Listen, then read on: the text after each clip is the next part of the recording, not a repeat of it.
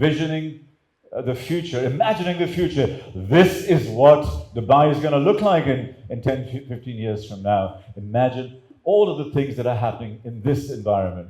And this is something which we need to be looking at today and ask ourselves some great questions. And questions like, are we actually capitalizing on the amazing, amazing opportunities that we have in front of us? Do we have the talent? Do we have the desire, the attributes, the skills that make us ready for the future? I'm not so sure, and those are the questions we're going to be answering. And lastly, are we embracing, optimizing, engaging, involving, integrating AI into our lives, and how we are doing it, and are we doing it properly? So these are the questions that we have. But what I'd like to talk about is digital transformation, technology transformation is only one part which drives us into societal transformation, which integrates with human transformation. That, ladies and gentlemen, is what we're going to talk about today. And I go and do this in businesses and so on. And tech alone is not sufficient, as the young speakers just spoke about. Beyond that, what we need to look at is change. Change is very fast at the moment. It's exponential, and that's one of the words that I use regularly today. And when you think about change, technological change is moving faster than business, political, social change. Way, way, way faster.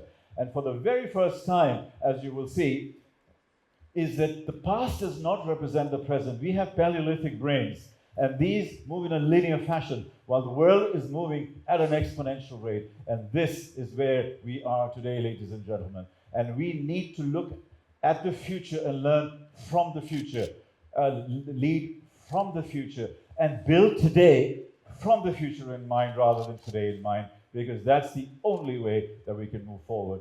The future is way, way faster than we think. And therefore, what we need to do is to understand that 70% of the jobs that we have in 2030 do not exist today in most industries. Go figure. So what are the companies, what is the school training us for? Jobs that don't yet exist, and attributes and skills they don't yet know. And I think that is really, really critical. Beyond that, over 40 to 50% of our work is going to go into AI, robotics, and mechanical learning, and so on.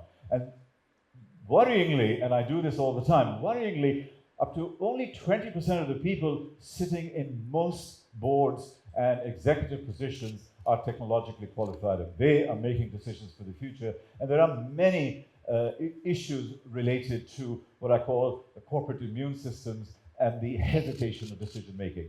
So as we move forward, we also have singularity. Singularity is when our human brain and computers start coming together, and that's the beginning of artificial general intelligence. I don't think it's going to happen as much as that, but there we are. It's scheduled for 2029. So with all of this happening, what do you think is the biggest risk for us?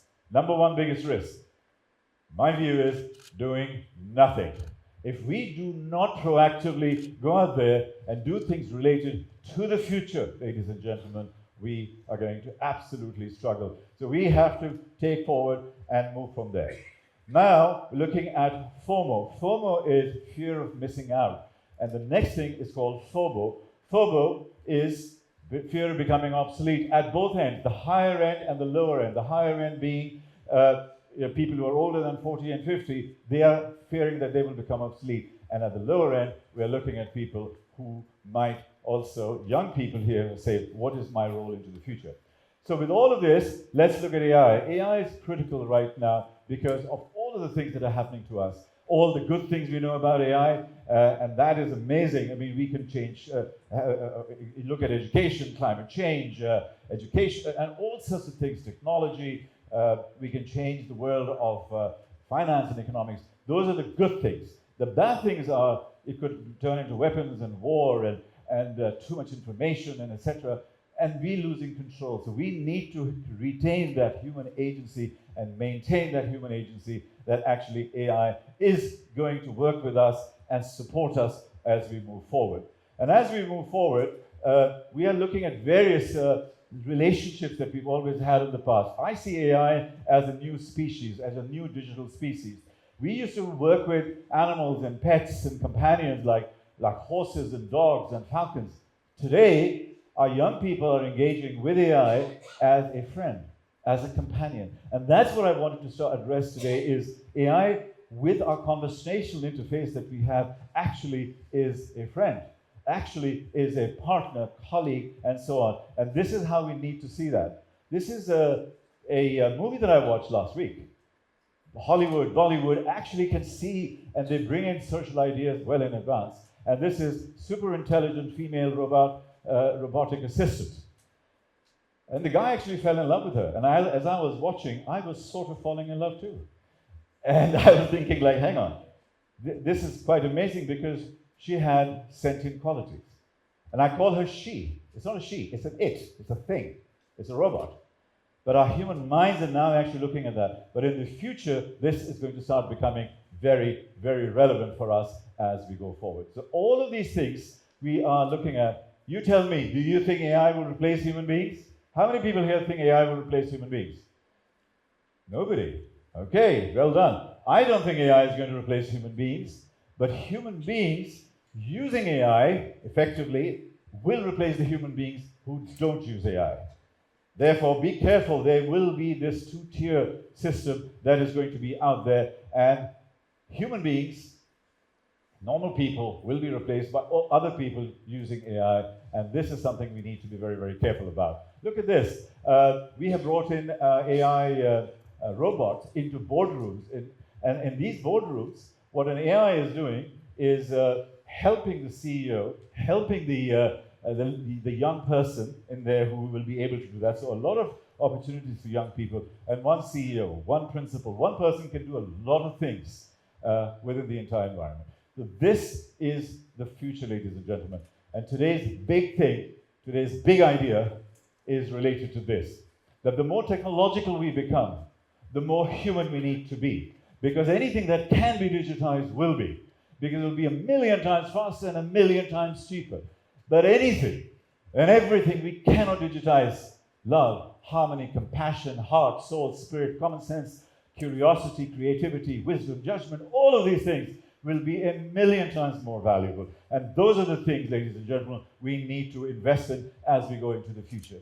So one of my all-time favorite scientists is Einstein, and he came up with this formula of relativity, and which fundamentally became the benchmark for the 20th century, and looking at all of the elements of the universe. And this E is equal to mc squared. E is energy, m is mass, and c is the speed of light, at the speed of light squared. This became the formula. And you're saying, why is this guy talking about a scientific formula of relativity? Because what I've done is taken this and translated it into our formula, our equation for the future. To me, E is exponential change, exponential transformation, exponential growth. All of the things related to E is that. Moving from there, we've got M, which is a mindset, our brain, our mind, our thinking, our control. All of these things in our brain. And then how to calm the brain down through meditation, how to build mastery within that. All of these elements will start coming in, and I'll talk about that in a second. We have a multiplier in between. I feel that the multiplier is trust, and we'll drill into that. And the speed of electricity for me is creativity and curiosity. So this becomes a new formula for the future. We talk about all sorts of things. Now suddenly, we've simplified it down to a simple formula that even Einstein recognizes. And we all know this particular formula. So I've basically used this as an inspiration. So all of the E words that we have, exponential, evolution, etc., that is our anchor on the left side of the equation. On the right side of the equation are all of the human elements, the mindset, the brain, the thinking, all of those elements come on the right-hand side. Driven through that is the second part, which is really quite important. I mean, this is me trying to walk on fire, which I did about 4 times. To me, this was a mindset shift, because once I can actually do the impossible, then everything is fine. So my most successful, I'll talk about my failure in the future in a second, but my most successful times were when I had clarity of mind, I was in state of performance, and that is how I'd like to see all of this. And this is how this formula comes together for me and how we look at that. Now, when we look into this future, what do you think is the most important thing? What is the multiplier? What is the thing which is the catalyst? You know, the M times C. And if you look at that, in my opinion, it is trust. Trust is the accelerator. Trust is the catalyst, trust is the bridge, trust is the connection. Trust is literally the cement and the glue that keeps it together. Why? Because there's a deficit of trust in the world, ladies and gentlemen. We don't trust our organizations, our leaders, our institutions, our media. We don't trust anything. Therefore, this deficit is there. We need to overcome that. Closely followed by truth and ethics. And if we don't have trust, truth, and ethics, AI is a weapon of mass destruction, as we have seen even recently. So we need to be able to identify ourselves and make sure that that happens. But without empathy, values, and love, nothing is relevant. If you remember nothing from today, you remember this one slide, which is the accelerator and the multiplier. This is it. Moving from there, looking at the C. C is curiosity. C is creativity. We've discussed this right now. Now, if you look at all of these elements on the right-hand side of the equation, they are all infinite. There are no controls and boundaries. Imagination is more important than knowledge, as Einstein would say. Curiosity, he kept on saying, keep asking questions. And then the more we ask, the more curious we are, the more we discover, and that will happen.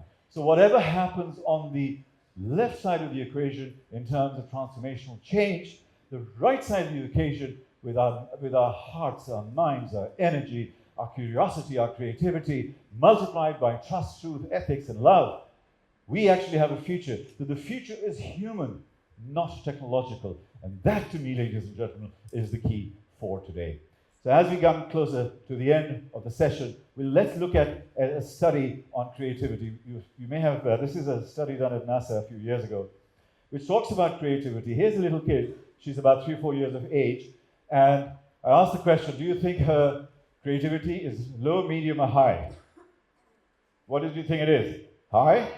All over the world, very high. It's at 95%. Then what happens? We send her to school. And guess what happens to her creativity? It goes down to 50%. Then we work really, really hard, and we send them to college. We save our money, get our bonuses, and send them to college. Where do you think the creativity is? At 25%. What the hell are we doing?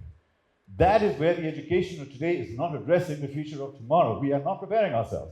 Because too much homework, habit, fear of failure, expectations, society, social media, all of these things together are actually bringing it down.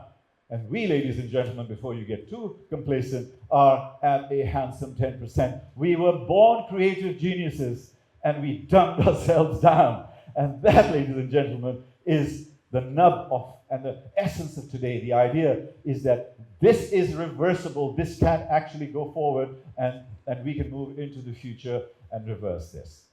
So how to reverse this, let me have a quick look at the equation again. This is our equation. But the key thing around the equation is this is going to create new jobs. You want to know what the jobs of 2030 are going to look like? They're none of the ones that you're looking at this point in time. These are the new jobs, ladies and gentlemen. This is what you're training for. This is what you're learning for. And this is how it's going to grow. The future relevant degrees, they're not accounting and finance and even coding. They are actually quantum physics and bioethics and bioengineering and anthropology and gerontology and so on.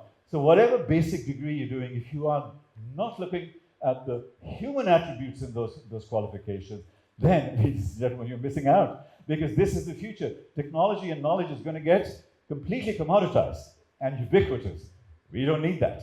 What we need is that human touch. And all of these qualifications and degrees are actually giving us just that. And the jobs, when you go into the job market, the kind of people that you are going to be hiring, you're going to be hiring them around purpose, vitality, mindset, ethics.